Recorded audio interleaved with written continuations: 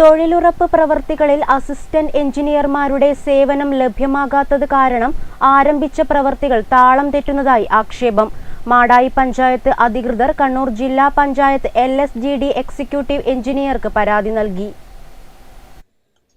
മാടായി ഗ്രാമപഞ്ചായത്തിലെ തൊഴിലുറപ്പ് പ്രവൃത്തികളുടെ സൈറ്റ് LSGD അസിസ്റ്റന്റ് എഞ്ചിനീയർ സന്ദർശിച്ച് പൂർത്തീകരണ സർട്ടിഫിക്കറ്റ് നൽകിയാൽ മാത്രമേ ബ്ലോക്ക് എക്സിക്യൂട്ടീവ് എഞ്ചിനീയർക്ക് ചെക്ക് മെഷർ ചെയ്യാൻ സാധിക്കൂ.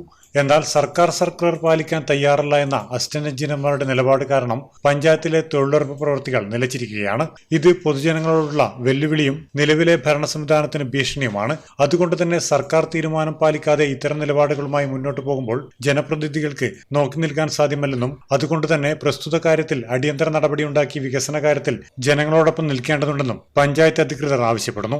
നമ്മുടെ പഞ്ചായത്തിൽ പാവപ്പെട്ട തൊഴിലാളികൾക്ക് പണി കിട്ടുന്നതും അതുപോലെ നാടിൻ്റെ വികസനത്തിന് വലിയ നിലയിൽ ഭാവിയിലേക്കുള്ളവർ മുതൽക്കൂട്ടാവുന്നതും പഞ്ചായത്തിൻ്റെ ആസ്തി വർദ്ധിപ്പിക്കുന്നതിനും ഒക്കെയുള്ള ഈ പ്രവർത്തനം തടയുന്ന നിലയിലേക്കാണ് എഞ്ചിനീയർമാരുടെ ഈ പ്രവർത്തനം കൊണ്ട് ഉണ്ടായിട്ടുള്ളത്. അപ്പോൾ അത് അടിയന്തരമായും പരിഹരിക്കണം എന്നാണ് എഞ്ചിനീയർമാരോട് പറയാനുള്ളത്. പ്രശ്നത്തിൽ എത്രയും പെട്ടെന്ന് നടപടിയുണ്ടായില്ലെങ്കിൽ പ്രത്യക്ഷ സമര പരിപാടിയുമായി മുന്നോട്ട് പോകാനാണ് ജനപ്രതിനിധികളുടെ തീരുമാനം.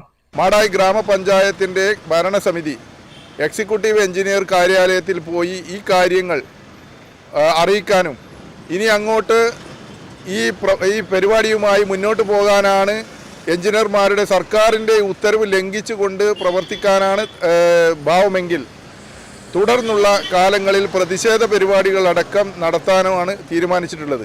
Network news Pazhayangadi.